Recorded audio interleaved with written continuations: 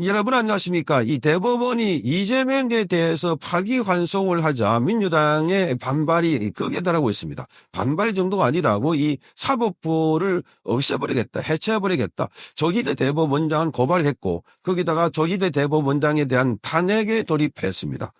탄핵 절차에 돌입했는데 자, 이들을 보면 조희대 대법원장뿐만 아니라 사법부 전체 시스템을 무력화시키고 있고 자 이재명 하나 대통령 만들기 위해서 법적으로 문제가 된다 싶은 건 전부 다 없애버리겠다 또는 그 시스템 자체를 파괴해버리겠다 이런 식입니다.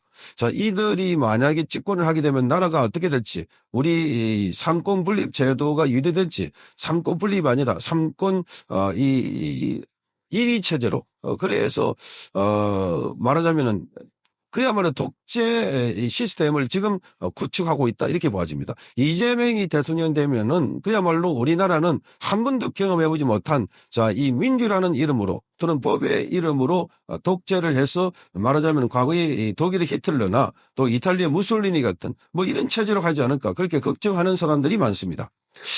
자, 이들이 조희대 대법원장을 탄핵하려는 이유가 저 많은 6만 페이지가 되는 그 사건 기록을 어떻게 다 며칠 만에 읽어보고 그렇게 자 차기 환송을 했나 그렇게 빨리 결정을 했나 여러 개 문제 삼고 있습니다. 자 그러자 지금 고등법원 서울의 고등법원의 부장판사 출신인 강민구 변호사가 조목조목 반박하고 있습니다. 자 그 내용을 좀 소개해드리겠습니다. 제가 지금뿐만 아니라 지금 이 판사들이 부르부르 끓고 있습니다. 판사들이 자 그러니까 판사들은 지금 판결로 말하기 때문에 끝으로는 잘 표현하지 않고 있는데 그중에 이 강민구 부장판사 강민구 변호사님은 자, 이 과거에 이 AI 판사라고 불릴 정도로 AI 연구 전문 판사라고 불릴 정도로 공부를 많이 하고 연구를 많이 한 분인데 지금 이분이 의문을 참지 못해서 여러 가지 글을 올리고 있습니다. 자, 이렇게 말합니다. 너무 빠른 판결이다. 그래서 믿기 어렵다. 자, 방된 기록을 모두 다 읽었겠느냐 이렇게 말하는데 이거는 사법 절차이든 무지와 억측이 결합된 비논리 극치다라고 아주 직격탄 날려버렸습니다.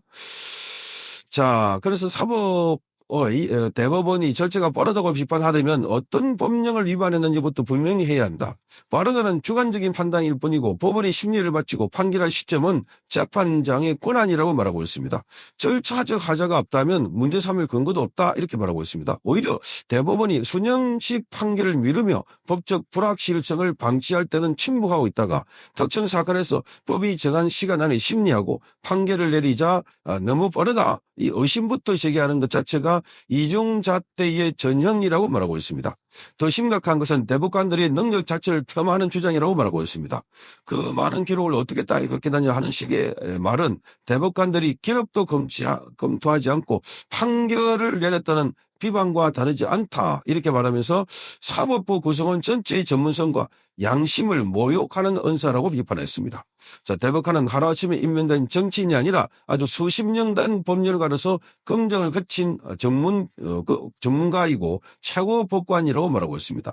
이들이 기록을 속독하지 않았다고 단정하는 발언 명백한 명예훼손이자 대국민 선동이라고 말했습니다. 자, 정작 따져야 할 것은 판결의 논리와 결론이지 속도의 문제는 아니다. 절차적 의심을 가장해 정치적 불복의 수단으로 사법부를 흔드는 시도다. 사법 질서의 근간을 파괴하는 위험한 언어 폭력이라고 재탄하고 있습니다. 자, 사법부는 정치의 편이 아니라 헌법과 법률의 편에 써야 된다. 자, 그 불편한 진실을 감당하지 못하는 이들이 절차라는 외피를 입고 진실을 뒤엎으려고 하는 것은 도리어 민주주의를 훼손하는 행위다 이렇게 말하고 있습니다. 자, 이 강민구 변호사께서는 이렇게 말합니다. 지금은 거기 대법관이 있고 그리고 이 대법관 옆에 재판 연구관들이 있습니다. 한 100명 가까이 있습니다. 자, 그분들이 딱 나눠가지고 관련된 자료 정리하고 특히나 이 선거법 위반, 이재명의 선거법 위반은 너무나 유명합니다. 다 회자가 돼 있기 때문에 그래서 이 어르신들도 다 아는 자, 그래서 김문기를 몰랐다. 백현동의 영도 변경은 국토부 협박이었다 하는 것은 지금 언론에 아주 수십 번, 아니 수백 번 회자됐던 내용이기 때문에 그 내용을 들어보면은 뭔가 전체민들 다 알고 있다는 겁니다. 자, 그런데 지금 여기 이런 식으로 압박하고 겁박하고 있다 하는 겁니다. 그뿐만 아닙니다. 지금 사법부를 흔들고 있는 이러한 체제에 대해서도 지금 굉장히 위험하게 생각하고 있습니다. 자, 그래서 지금 대법관 30인 체제에 대해서도 비판하고 있습니다. 지금 민주당은 대법관들을 30명으로 늘리겠다 하는 법안도 발의했습니다. 자, 그럼 지금은 14명인데 대법관의 법원 행정처장을 포함해서 14명인데 30명을 앉히겠다. 이것은 거기도 비법률가를 포함해서. 자, 이러면 완전히 이재명의 말하자면은 그 사법부가 속하는 그 밑에 부속하는 이런 기관으로 전락할 가능성이 있다 하는 비판인데, 자, 이렇게 말합니다. 표면적으로는 대법원 업무 경감을 이유로 내세우고 있지만 법조계의 국민 사이에는 단순한 제도 개선이 아니라 사법부 장악을 위한 정치적 시도라는 깊은 오류가 있다, 이렇게 말했습니다. 자, 그래서 지금 헌정 파괴, 숫자 조정이 아니라 대한민국 사법제도의 근간 헌법상의 상권분립 원리를 정면으로 배치하는 아주 중대한 헌정 파괴 행위다. 자, 그 이유로 첫째, 사법부 독립의 심각한 훼손을 말하고 있습니다. 자, 대법원은 대한민국 사법체계의 최정점에 있는 기관이고 그 대법관 구성은 국민 전체의 법관정과 법치주의의 핵심을 관통하는 구조적 상징성을 가지고 있는데 대법관 수를 2배 이상 늘린다는 것은 단순한 행정 편의의 문제가 아니고 명백한 대법원의 판결 성향을 정치권의 의도대로 바꾸려고 하고 있는 것이다. 자, 특히나 민주당의 패소한 주요 정치적 사건들, 예컨대 이재명 선거법이나 행정부 고위 인사의 위법 행위와 관련한 대법원 판단 등을 고려하면 이 법안은 불리한 사법적 환경을 정치적으로 교란시키려고 하는 것이다. 이렇게 보고 있습니다. 두 번째, 입법부의 위헌, 입법부의 헌법질서 파괴행위다. 입법부의 헌법질서 파괴다. 자, 대한민국은 지금 상권 분립을 명시하고 있고 각 기관은 서로 독립적으로 견제하고 있는데 대법관 수와 같은 이 본질적 사법 구성 요소를 정치 세력이 일방적으로 개정하는 것은 입법권의 월권적 행사다. 사법권에 대한 부당한 개입이라고 비판하고 있습니다.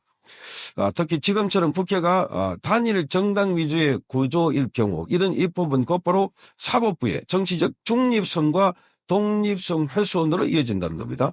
사법부를 향한 견제는 필요하되 정치적 동기에 기반한 인위적인 구조 개편은 안 된다, 이렇게 말하고 있습니다. 세 번째로 재판의 질적 저하, 혼란 초래 가능성입니다.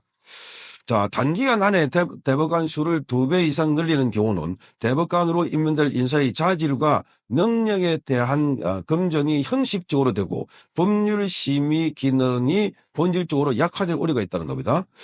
자, 그래서 지금 대법원은 하급심의 법률 해석을 통일하고 헌법과 법률이 일관성을 유지하는 협심기관인데 수십 명의 대법관이 동시에 존재한다면 저는 합의체의 실질적인 기능은 마비되고 판례의 일관성조차 보장받기 어렵다는 겁니다. 결국 사법 신뢰 뿌리를 흔들게 된다. 네 번째, 국민의 사법 신뢰를 정치에 종속시키는 위험한 선례가 될 것이다, 이렇게 비판했습니다. 자, 대법관 수 정원이고 내일은 또 오늘은 이게 수를 정원하고 내일은 헌법재판소 재판관 수 개편하고 모레는 법관 인사권에 외부 개입을 할 수가 있다는 겁니다. 결국은 사법부를 흔들고 사법부를 입법부 밑에 두겠다는 것이다. 자, 한번 정치권이 사법부 구제에 손을 대기 시작하면 그 효과는 예측 불가능할 것이다. 미국이나 유럽에서도 사법부의 독립은 절대적 가치를 부여받고 있다. 그 어떤 정권도 감히 대법관 수 조정을 사법개혁의 도구로 사용하지 않는다, 이렇게 말하고 있습니다. 자, 그래서 이번 민주당의 입법안은 단순한 제도 개선이 아니라 헌정 질서에 대한 정면 동호전이다, 이렇게 말하고 있습니다. 정면 도전이다. 그래서 공론화 학계 법조계 도미 속에 이루어져야 할 부분들을 일방적으로 지금 추진하고 있다. 자, 이렇게 말하고 있습니다. 자, 그래서 지금 정치적 유리한 재판 구도를 염두에 두고 추진하는 이러한 것들은 바로 정치의 폭력일 뿐이다, 이렇게 말하고 있습니다. 즉시 이 개정안을 처리하라, 이렇게 요구하고 있습니다. 자, 이 논리를 들어보면 명확해집니다. 민주당이 왜 저렇게 나오는지, 발악하는지, 오로지 이재명 하나를 지키고 이낙연 하나를 대통령 만들어서 자, 우리 체제를 완전히 뒤집어 버리려고 하는, 그리고 사법부 금단을 흔들어서 자, 이 삼권 분립 제도를 완전히 현해화하려고 한 것 아닐까 이렇게 보이십니다. 자, 지금 법관들이 버글버글 끓고 있습니다. 지금 이 글을 쓴 강민구 변호사도 법관들을 대신해서 글을 적은 걸로 보이는데, 지금 그 안에 있는 구성원들이 어떻게 될까? 그러니까 지금 조희대 대법원장이 이재명의 파기환송보다는 파기자판을 했어야 한다 하는 이야기가 법조계 안팎에서 지금 퍼져나오고 있습니다. 파기자판을 해야 된다. 그러니까 이게 처음에 조희대 대법원장이 너무나 뭐라 그럴까요?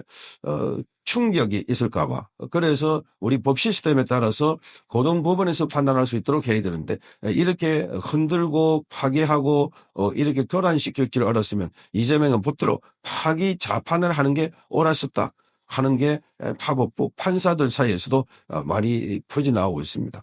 지금 대한민국 국민은 이재명 리스크 때문에 대한민국 전체가 파괴될 위기에 처해 있습니다. 국민들이 눈을 부릅뜨고 감시해야 되고 이번 선거에서 심판을 해야 될 걸로 보입니다. 성창경 TV였습니다.